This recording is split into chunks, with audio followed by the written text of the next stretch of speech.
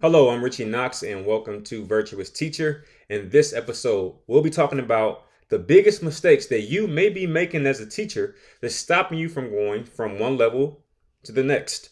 All right, before we jump into this amazing discussion, I would like to invite you to check out the descriptions area where you can find out ways to support me and also connect with me. Now, let's jump right into the discussion. What are some big mistakes that you could be making that you can fix? All right, we're talking about fixable errors. All right, the very first one is being too reactive. You know, a student over here makes a sound and you explode, and then little Johnny drops a pen and starts snickering and you explode over here.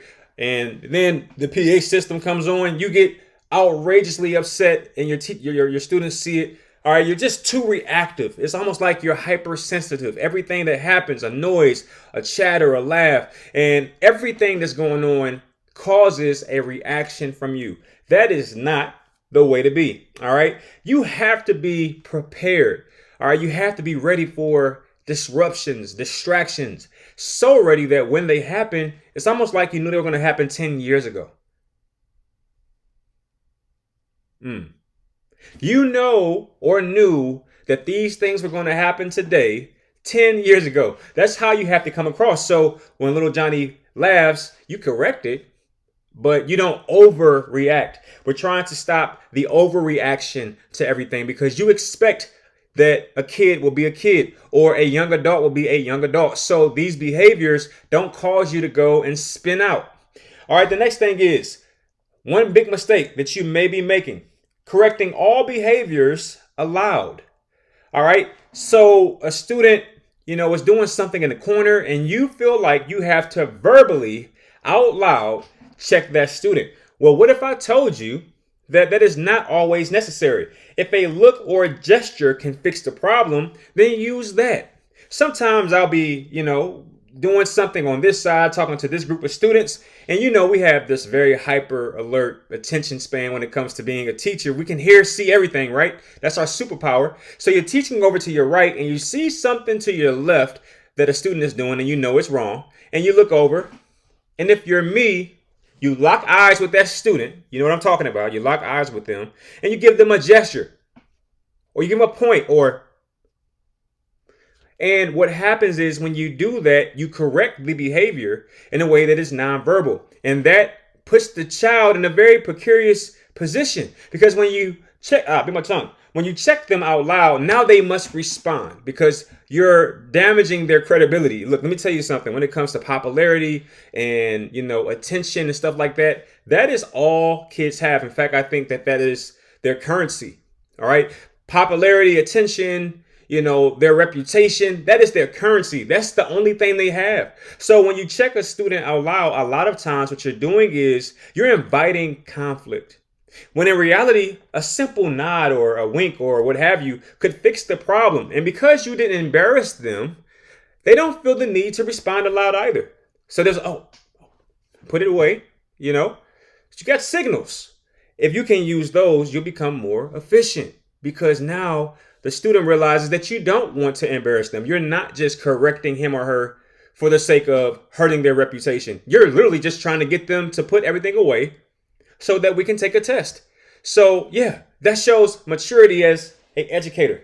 Next thing is treating students like a number and not like people. That is a huge mistake that a lot of teachers make. They basically look at it as a dictatorship. They come in, the hierarchy is set, they're the head of the classroom and everybody else is peasants.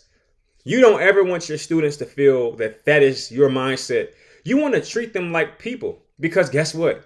Newsflash. That's exactly what they are. They're not even students. They're just people. That's it. And they're under your tutelage. But at the end of the day, they leave and they go out into society. So when you treat them as if they're people, you also realize at that particular point that they can have good days. They can have bad days. They're smart, actually. They might demonstrate otherwise, but genuinely, they're smart. They have some intelligence. And when you look at them that way, what happens is they realize you see them that way. All right. You ever been in a class and you can just tell that the teacher is only there to get a paycheck and they're very short with you? They just, hey, yeah, blah, blah, blah, just to get you out the way. And then contrast that with being in a classroom with a teacher who sees you. How much more effective is that teacher as it relates to reaching you and teaching you? I'll tell you, it is a thing. All right, the next big mistake that you could be making is being afraid. Each morning, you might be, oh my gosh, I don't want to deal with so-and-so. This student's going to say this and that student's going to do that. Being afraid, that is one of the biggest mistakes you could be making. As a teacher, you have so many resources at your disposal. And it's like being Batman or Batwoman going into a crime-ridden city. You have a tool belt with all these different things you can use, and you just need to realize your strength as an educator. I'll give you some of the things that I can think of off the top of my head. You got phone calls to parents. You got emails to parents. Very quickly, you can stop a class, call a parent and say, hey, your son, your daughter's doing this. Can you please speak with your child right now? Don't do it later. Don't do it when you get home on your personal time, which is another mistake that you might be making, bringing work home, but we'll save that for a different video. No, you call right then and there while you're on the clock. And then you have that child do that walk of shame to that telephone in your room. And you have them embarrass themselves since they wanted to try to, create chaos in your classroom. You got write-ups and suspensions, which we obviously don't want to resort to. But if you're documenting a child's behavior and the behavior appears to be pretty extreme, then you tell me what you're supposed to do when a young scholar calls a young lady a B word and then kicks somebody else's chair and then threatens you. Like, come on. At some point, there has to be repercussions. The next thing is redirection. That is a tool. Okay, you can take a child and say, hey, I would like you to go to the back of the class where you can be by yourself and reflect. Time out, some of you call it. For me, I just call it redirection. They're in or amongst the general population, and you're realizing that this student has playing on the mind, so much so that it's threatening your lesson in your entire classroom. So what do? You pluck them out and you say, excuse me, can you please take your things and move to a different area within the classroom? That's a redirection. And when they go to the back, they're by themselves, isolated, and it's very difficult for them to, create chaos from where they are. Now, I don't know how your classroom is structured, but I'll tell you this, my classroom is structured in a very effective manner. Of course, I have a general population area, but I've also set up 4 different areas outside of the generation population area. All right, I have 3 seats here. That's for students that just having like level 1 issues. I just can't get to them. I have seats behind that. That's for level 2 issues. These scholars are just way off. I have a single seat behind the yellow seats. This is the white chair. This chair is for scholars that's just way off and have no chance of coming back. And then I have another single seat on the opposite side. I have 4 levels of behavioral seating for students who have super issues. That's all within my classroom. It's almost as if my classroom is a school. Now, if you make it to seat number 4, I can't do anything with you for that day. I'm not sure they even, I don't think there is any hope for that day for this particular student. And that's okay. Everybody has that day, has that moment. But the point I'm trying to make is a redirection can change everything. I'll tell you, I've had several. I'll go with the number 13 students. I had 13 students today going to these isolated spaces so that they can focus. You remove the temptation to act out because they're by themselves now, and they're not really by themselves. I can see them. Okay, they're not far away. I mean, I'm not saying they're like 100 yards away. They're just away from the general population or the general group. They're kind of by themselves. That even if they wanted to talk to somebody, they can, but they would have to scream across the classroom, which I've already set the expectation for not being okay. See how that works? Anyway, the next tool that you have in your tool belt is experience. Okay, there's no way you should be afraid after 5 years, 10 years, 20 years, 13 years. I'll even go as far as 2 years of experience in the classroom. Why? Because you've probably seen a great deal of the things that these children have to offer. Haven't you seen everything that a child has to throw at you? What makes this next day to be, what makes it any more, why should you be afraid? All right. Why? Because little Johnny's going to come in and talk while you're teaching. That's not enough to be afraid. What? Little Timothy is going to use some profanity. I mean, it happens. You've heard it before. You've seen it before. Or, oh, wait, Samantha's going to talk back. Is that enough to be afraid? Or if you're prepared, should you just be ready for that to happen? It goes back to the first point, not overreacting, being proactive. All right. So you should never be afraid. Next, forgetting that they are responsible. I should say forgetting that as teachers, we are responsible for teaching students through their challenges, meeting them where they are and coaching them through to show progress. I mean, that is our job. So when I say meeting students where they are, I mean realizing that some students are going to come in lacking some of the skills necessary to make it through a classroom period or make it through, your class or any class without any issues. Some students lack that. And I think as teachers, some of us have forgotten our role and responsibility. So what I mean by that is we expect every class to go perfectly and that we should have no issues or no conflicts. Well, what if I told you that your job is to teach students through that? Your job is to let students know what's going on, where they are in the spectrum of education, and then coach them to where they should be. Okay, so I'll have a class full of let's say 30 students.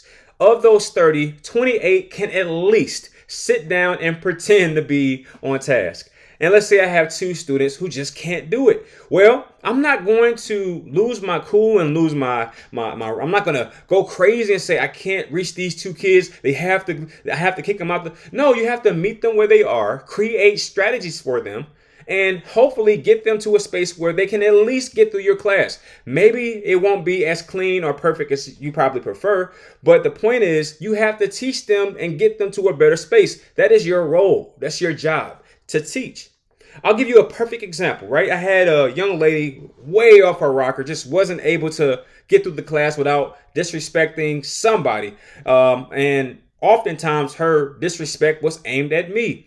I knew that she had the potential, but she just wasn't showing it. And I'll tell you, some of my strategies were downright interesting. Even I was a little surprised with what I did and how she reacted to it. So one of the things I said to her was, you know what really drives me insane is that you are one of the smartest kids in this classroom, yet you're demonstrating otherwise. That is insane to me. That's one strategy. Another thing I did in a different situation, a young lady was acting out, just completely going off, just crazy. I said, I stopped the entire class. I said, so you really think this is okay? You think this is the coolest thing you could be doing right now? You're stopping an entire classroom to have fun, joke, and laugh. You think that that's okay? And what happened was she was like, wait, what? Because she didn't expect me to break the mold or for me to stop teaching what I'm teaching to just focus on her for a moment. I said, everybody just stop for a minute because we can't drive with a flat tire, right? We got 3 tires ready to roll and we got 1 tire that's flat. It's going to stop the entire thing. We just can't ignore it. I can't ignore her bad behavior in this situation. So I say, so let me get this right. You think your behavior is cool. You think it's okay that you're acting like a 3rd grader and you're this grade. You think that that's okay. You think it's okay for you to be laughing at the back of the class while we're trying to actually get smarter. That actually makes sense to you. I'm curious. I'm asking the question. Like, let's stop the class. Everybody, let's stop.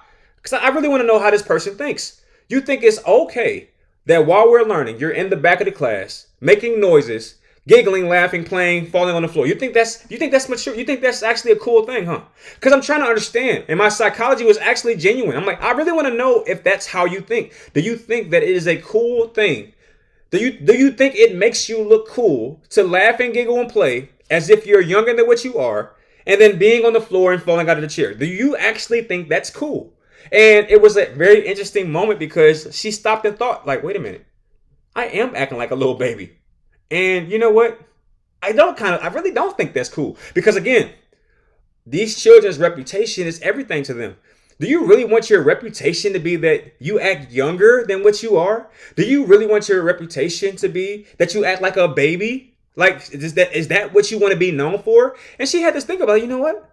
I've never heard anybody make it seem. And I know I took some risk. I will admit that. It was slightly risky to go in this direction, but I'm a professional and I know how to use my words in a way that allows a student to think in a more retrospective manner. All right. Never disrespected her. Just asked her some genuine questions. And it was just honest. Like, hey, so do you think that's okay? Right. Those are just a few strategies that, I've used amongst the many. Right? Amongst the many. Sometimes a phone will go off and I'll say, hey, do you think it's okay that you're playing video games while we're trying to learn? You see what I'm saying? You just ask a rhetorical question that allows them to think. But the point, or I should say the overarching point is, your job is to take them where they are, coach them up, and say, you know what you're doing is wrong. Okay, use it. And I'll tell you another strategy. I don't mind sharing my strategies. A student used profanity. I said, do you think that makes you sound intelligent? When you use 1 and 2 syllable words that are only 3 and 5 letters long, you think that makes you sound intelligent?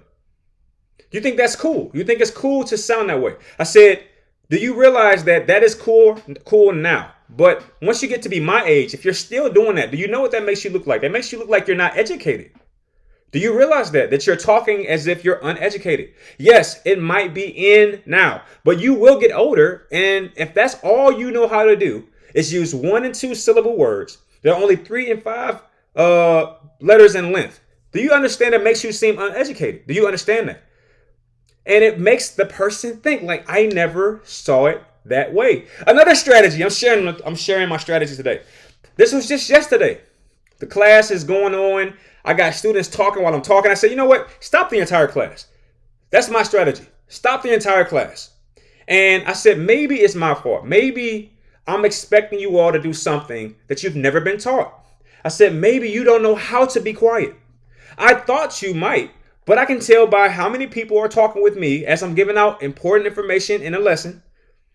Obviously, it's rather clear that there's several individuals in this classroom. I'm not calling out anybody directly. That's a strategy. That don't know how to be quiet. So I said, let's stop what we're doing. I'm trying to teach you my subject matter or my content, but you can't even sit in the chair like your ages. So let's go back and do this from step 1. Let's go to the basics. I sat down and I sat still for 30 seconds. And I said, this is how you be quiet. I got a couple snickers. I said, okay, there's a couple scholars laughing. So let's do it again, because that means you missed it. Okay, because I'm willing to do this all day long. I'm willing to do this for the next 3 weeks until you understand. Because if you can't sit and be quiet, that means that you can't digest information. Your ears and your mouth can't work at the same time. It's either you're talking or you're listening. It can't be both. So if you're talking, that means you're not hearing anything I'm saying, and that means I'm wasting my time. So we'll spend the next month on learning how to be quiet if it takes that. I said, everyone, here is how you do it once again.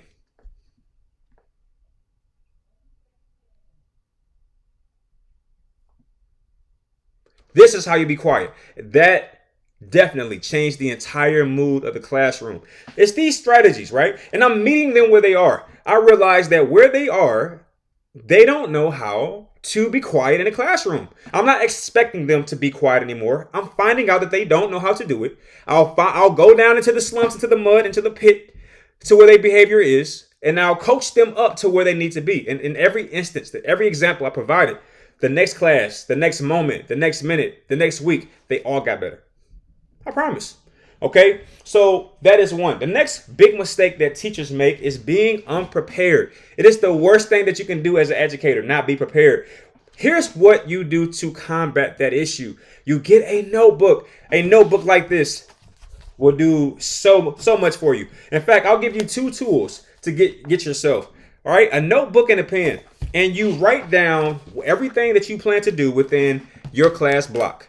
All right, for whatever class you teach. If you teach 1 hour and every class is basically, about the same, you write down, for example, on the first line, take attendance.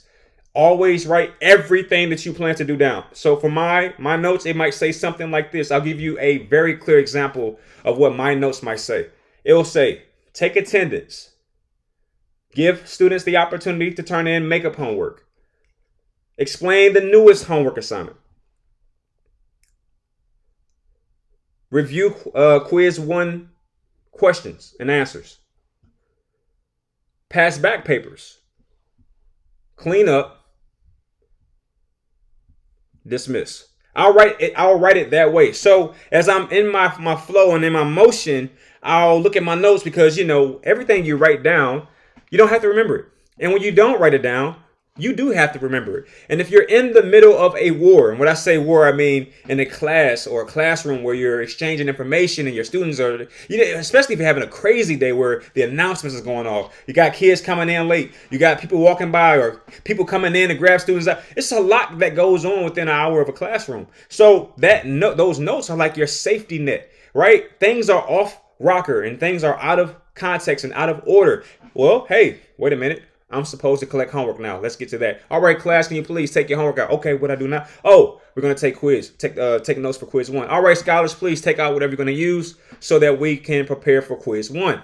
You see? And everything is written down for you, and all you have to do is do a quick glance down. And I model what I say. All right, take a look. This is my notes, okay? That's why I don't have to remember what I want to say to you. And when you write it down, it allows you to hit all your points more concisely rather than sitting up there rambling for hours because you're trying to remember what you're supposed to be doing. Let me tell you something. Pen and paper is the greatest invention ever. Okay, let me tell you. So being unprepared is a huge mistake that happens all the time. And no, don't write down what you're supposed to do on a cell phone. Go traditional with a pencil and paper because whatever your procedures are, they need to be written. Okay, and these are things only for you. You're not writing this on a chalkboard or smart board or whatever. These are just your cues that no one ever sees. That way you know what you need to be doing. Okay, next, anticipating the end of the year is a huge mistake that teachers make. I can't tell you how often this happens, and it always makes me cringe. That is, teachers say, oh, well, we only got 144 days left of school. Or, oh, we're down to 216 days left. That is the worst mindset as an educator. And I know a lot of people do it. I know I've probably done it before, so I'm not pointing the finger. But I've since stopped doing it because I realized that I'm looking too far into the future. I'm not being present. I'm looking at my job as a hindrance. I'm looking at my job as anything more or less than a blessing. Being a teacher and helping other people reach their zenith and helping other people find their potential is the greatest occupation that you can have.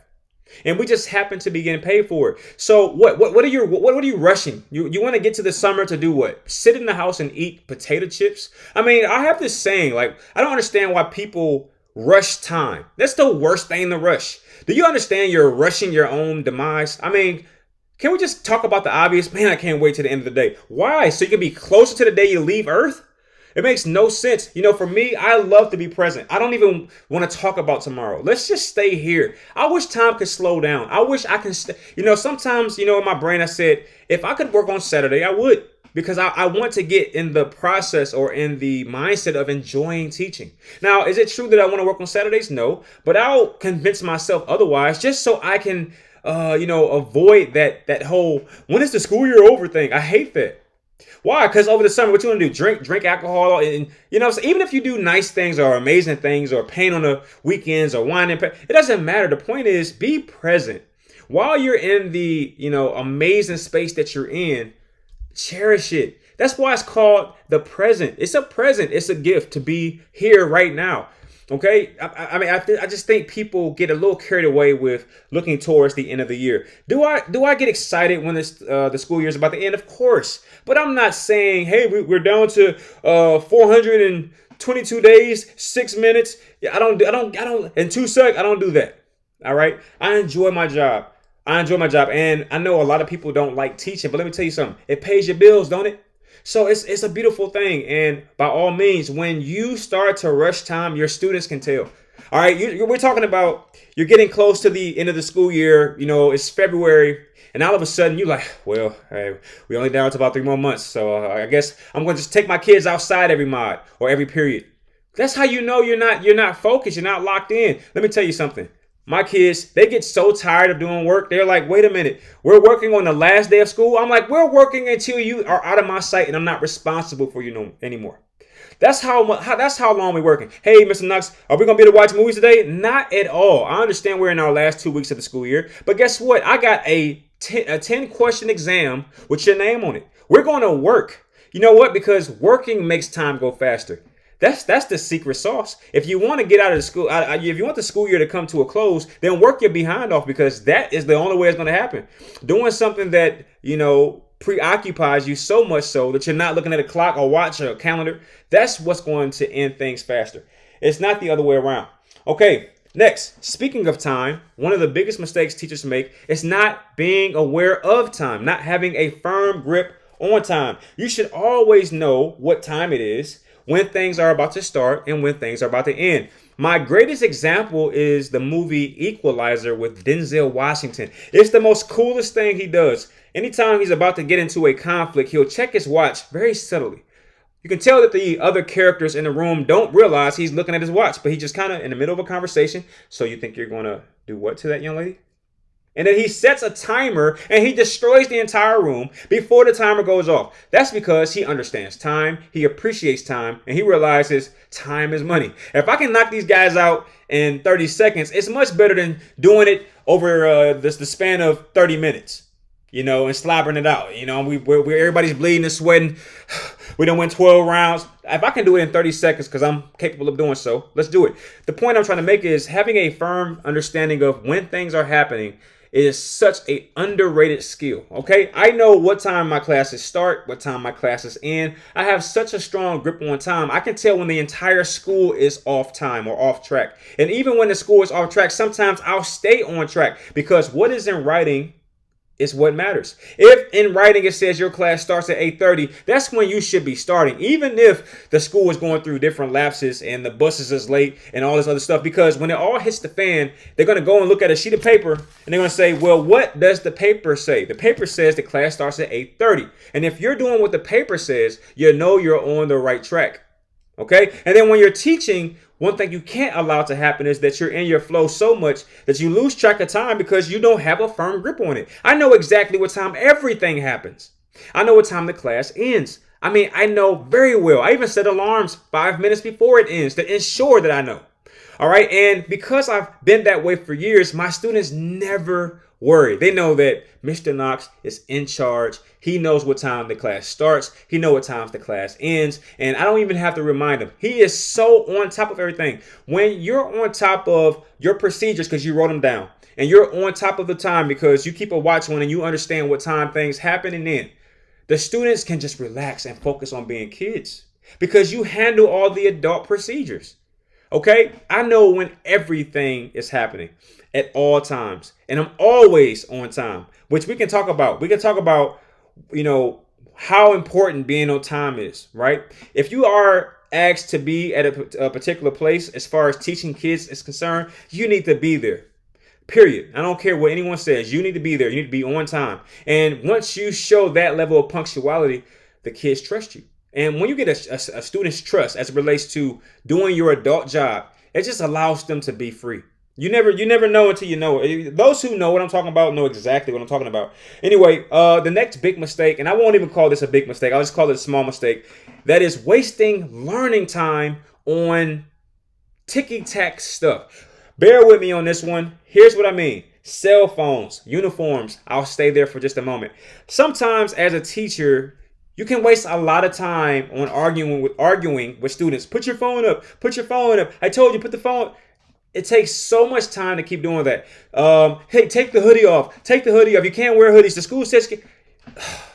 Look, always do what you're asked to do by your superiors. But I'll just tell you, as far as my classroom is concerned, I'm not wasting class time on cell phones. I'm just not doing it. I tell my students one thing and one thing only. I don't care what you do with your cell phones. They are amazing resources. And how hypocritical is it for us to tell students they can't use cell phones when we use our cell phones sometimes during class? You want to know why? Because things is happening. It's called evolution. These children have evolved. They're not us. They're not our generation. And quite frankly, they're going to want to check their cell phone. I'll be very frank. If we had them in our generation, we would be glued to them too. All right, so I've already realized that this is a losing battle, and I'm not going to waste learning time on it. So you know what I'm going to do? I'm going to give parameters and boundaries for them to follow and stay within. And here it is. I'll tell them this. I'm not going to say explicitly, you can't use your cell phone, because they can say, well, Mr. Knox said this. No, I don't say that. I said, I'm not going to police your phone, but I should never hear your phone. You see what that does? It subtly tells them you can use it, but you just can't hear it. And that saves me a ton of time every day. Okay. And also it helps me with behavioral issues, because students who don't plan on doing anything anyway, and that's whether I take the phone, keep the phone, put them by themselves. There are sometimes students who just are not motivated to work. And I don't care what anybody says. They exist, okay? And if you are not a teacher, you probably don't get it. It's just sometimes you have students who are just not motivated to work no matter what. And you know what? Listen, keep the phones on silent. As long as I don't hear them, we'll move on from there. And I've learned through that particular method, I can sometimes get those students to work because, hey, as long as they have a little rap music in their ear, they'll move their pencil a little bit. They'll move it enough. And they won't spend the entire class trying to create chaos because now they have withdrawal symptoms. They can't use the phone. They don't want to be in the class. So what are they going to do? They're going to act up and just have fun that way. So I'm not going to fight the cell phone battle. I'm just not doing it.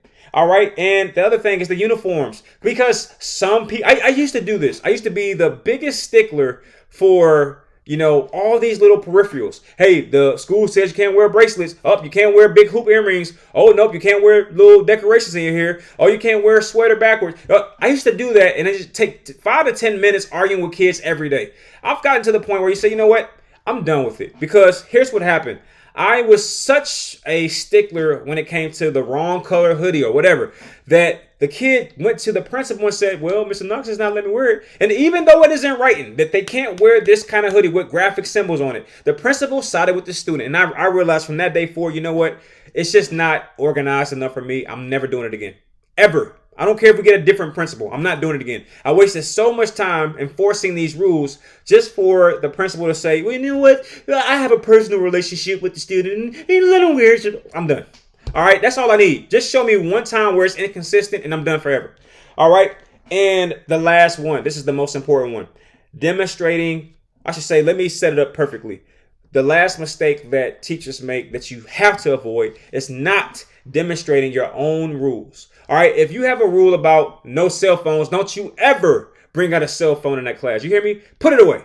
All right, if you have a rule about no profanity, don't you ever say a curse word, not even hell or damn. There should be 0% cursing because that is your rule. You can't break your own rules. If you want the kids to be on time, you have to be on time. Whatever your rules are, you have to demonstrate them.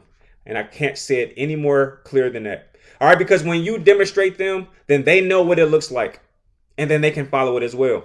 And then they also can be held accountable when they break it because they can't say, well, you did it. They can't say that, can they? All right. So that is my list. These are the things that a lot of teachers, or I should say, these are the mistakes that some teachers are making that you might even be making. And perhaps if we continue to work through it, I'll provide more and more strategies to help you fix them. Okay. Well, with that being said, it's been a pleasure. I'll see you on the next one.